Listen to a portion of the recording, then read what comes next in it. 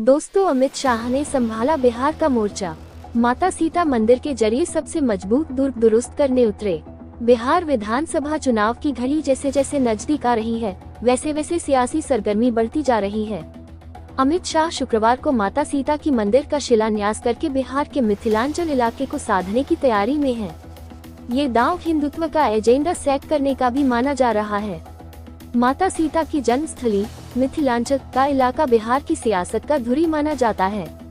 दिल्ली की सत्ता का रास्ता जिस तरह से यूपी से होकर गुजरता है, उसी तरह बिहार की सत्ता का फैसला मिथिलांचल के इलाके से होता है। एक समय यह इलाका आरजेडी का गढ़ हुआ करता था, लेकिन अब मिथिलांचल जेडीयू बीजेपी के मजबूत दुर्ग में तब्दील हो चुका है। क्या केंद्रीय गृह मंत्री अमित शाह माता सीता के जरिए एनडीए के सबसे मजबूत दुर्ग को दुरुस्त करने उतर रहे हैं? अमित शाह शुक्रवार को सीतामढ़ी के पुनौर धाम में मां जानकी मंदिर के शिलान्यास और भूमि पूजन के कार्यक्रम में शिरकत करेंगे। इसे लेकर अमित शाह ने अपने सोशल मीडिया प्लेटफॉर्म एक्स पर कहा है कि शुक्रवार का दिन पूरे देश और खासकर मिथिलांचल क्षेत्र के लिए अत्यंत सौभाग्य और हर्ष का दिन होने वाला है, जब सीतामढ़ी स्थित माता सीता की जन्मभूमि में पवित्र पुनौर धाम मंदिर का शिलान्यास होगा। बिहार विधानसभा चुनाव से ठीक पहले अमित शाह और सीएम नीतीश कुमार द्वारा पुनौर धाम में माता सीता के मंदिर का शिलान्यास एनडीए के लिए मास्टर स्ट्रोक माना जा रहा है। इसके जरिए सिर्फ सीतामढ़ी जिले को साधने का ही नहीं, बल्कि पूरे मिथिला बेल्ट में सियासी संदेश देने की रणनीति है। बीजेपी नेता शाहनवाज हुसैन ने कहा कि बिहार में माता सीता का भव्य मंदिर बनने जा रहा है, जो मिथिला इलाके के साथ साथ पूरे बिहार के लिए गर्व की बात है। केंद्रीय गृह मंत्री अमित शाह सीतामढ़ी स्थित पुनौराधाम में माता सीता मंदिर परिसर का शिलान्यास करेंगे। करीब 67 एकड़ में बनने वाले इस भव्य मंदिर के अलावा परिसर में संग्रहालय, सीता वाटिका और लव कुश वाटिका बनाई जाएगी। पुनौराधाम में भूमि पूजन का भव्य आयोजन होगा, जिसमें सीएम नीतीश कुमार समेत राज्य सरकार के कई मंत्री मौजूद रहेंगे। पूरे विधि विधान और वैदिक मंत्रोच्चार के साथ शिलान्यास किया जाएगा। माता सीता मंदिर के प्रोजेक्ट को अयोध्या के राम मंदिर निर्माण की तर्ज पर विकसित किया जा रहा है।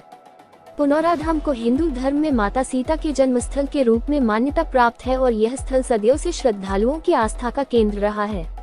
राम मंदिर निर्माण का श्रेय बीजेपी पहले से लेती रही है और अब माता सीता के मंदिर का क्रेडिट भी अपने नाम करने का दांव चल रही है। साथ ही शाह विकास की सौगात देकर सियासी समीकरण साधते नजर आएंगे। अमित शाह माता सीता के मंदिर का शिलान्यास कर सीतामढ़ी को ही नहीं, बल्कि पूरे मिथिलांचल पर अपनी पकड़ को मजबूत बनाए रखने की स्ट्रैटेजी मानी जा रही है। बिहार की कुल 243 सीटों में से मिथिलांचल क्षेत्र में 60 विधानसभा सीटें आती हैं, जो कुल सीटों का करीब 25% बनता है। 2020 के चुनाव में मिथिलांचल की 60 में से 40 सीटें एनडीए जीतने में कामयाब रही थी। ऐसे में प्रधानमंत्री नरेंद्र मोदी, मुख्यमंत्री नीतीश कुमार के दौरे के बाद अमित शाह इस क्षेत्र को साधने के लिए उतर रहे हैं, ताकि बीजेपी जेडीयू का दुर्ग पूरी तरह दुरुस्त रहे। बिहार के मिथिलांचल इलाके में 7 जिले आते हैं। मुजफ्फरपुर, समस्तीपुर, दरभंगा, मधुबनी, सीतामढ़ी, वैशाली और सहरसा की सीटें मिथिलांचल में आती हैं। इन जिलों में विधानसभा की कुल 60 सीटें हैं। मिथिलांचल में ब्राह्मण, राजपूत, यादव, अति पिछड़ा वर्ग और दलित समुदायों की महत्वपूर्ण आबादी है। ब्राह्मण और राजपूत पारंपरिक रूप से बीजेपी के कोर वोटर माने जाते हैं, जबकि बीसी और कुछ हद तक यादव मतदाता जेडीयू और आरजेडी के बीच बढ़ते हैं। इस पूरे इलाके में 55 पिछड़ी और अति पिछड़ा जातियों के मतदाता हैं, जिन्हें पचपनिया कहा जाता है। राम मंदिर आंदोलन के बाद से ब्राह्मण और मुस्लिम समुदायों का ध्रुवीकरण हुआ, जिसने भाजपा को इस क्षेत्र में मजबूत किया। मिथिलांचल में मुस्लिम आबादी भी कुछ क्षेत्रों में प्रभावशाली है, जिसे आरजेडी और अन्य विपक्षी दल अपने पक्ष में करने की कोशिश करते हैं। यादव, मुस्लिम और अति पिछड़े वर्ग के वोटों को जोड़कर लालू यादव अपनी सियासी जड़ें जमाने में कामयाब रहे, लेकिन नीतीश के सियासी उभार के बाद आरजेडी को झटका लगा है। ब्राह्मण वोट बीजेपी के कोर वोट बैंक माने जाते हैं, लेकिन इनके बाहुल्य के बावजूद यह इलाका कमल निशान वाली पार्टी के लिए तिलिस्म की तरह रहा है। जेडीयू के साथ होने पर एनडीए का प्रदर्शन दमदार रहा है, लेकिन बगैर उसके बीजेपी गठबंधन बेदम दिखा है।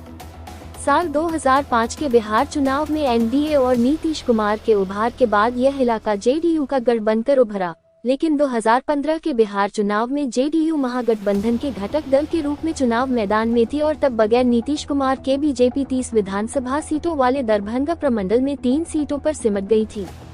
2020 के विधानसभा चुनाव में भी एनडीए ने मिथिलांचल की 60 में से 40 से ज्यादा सीटें जीतकर महागठबंधन को तगड़ा झटका दिया था। मिथिलांचल के इलाके की सीटों का सियासी समीकरण देखें तो बीजेपी और जेडीयू की दोस्ती ने महागठबंधन का माहौल पूरी तरह खराब कर दिया था। सीतामढ़ी की 8 सीटों में से 6 सीटों पर बीजेपी जेडीयू गठबंधन को जीत मिली थी, जबकि आरजेडी 2 सीटों पर ही जीत सकी थी। मधुबनी की 10 विधानसभा सीटों में से एनडीए 8 और महागठबंधन 2 सीटें जीती थी। ऐसे ही दरभंगा जिले की 10 सीटों में से एनडीए 9 और महागठबंधन महज 1 सीट ही जीत सकी थी। मुजफ्फरपुर जिले की 11 सीटों में से एनडीए 6 और महागठबंधन 5 सीटें जीती थी। इसी तरह शिवहर की एकमात्र विधानसभा सीट पर राष्ट्रीय जनता दल ने जीत हासिल की है। मुजफ्फरपुर और वैशाली में भी एनडीए का दबदबा है। समस्तीपुर की 10 सीटों में एनडीए और महागठबंधन ने 5-5 सीटें जीती थी। सहरसा की 4 सीटों में से एनडीए 3 और महागठबंधन 1 सीट जीती थी। इस तरह से एनडीए का दबदबा पूरी तरह कायम है, जिसे मजबूत बनाए रखने के लिए पीएम मोदी से लेकर अमित शाह तक फोकस कर रहे हैं। मोदी सरकार का खास फोकस मिथिलांचल पर रहा है। सड़क से रेल परियोजनाओं तक की सौगात दी गई। दरभंगा में एयरपोर्ट शुरू कराया।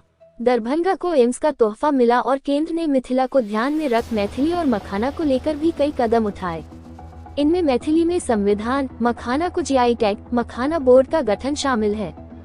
सूबे की नीतीश सरकार में कुल 9 मंत्री ऐसे हैं जो मिथिलांचल से आते हैं। अब अमित शाह माता सीता का मंदिर का शिलान्यास करके सियासी संदेश देने के साथ साथ मिथिलांचल को साधने का दांव चल रहे हैं। ऐसे में देखना है कि बीजेपी जेडीयू की जोड़ी क्या मिथिलांचल पर अपना कब्जा बरकरार रख पाएगी या फिर आरजेडी का मिथिला प्रदेश बनाने का दांव सियासी मुफीद बनेगा।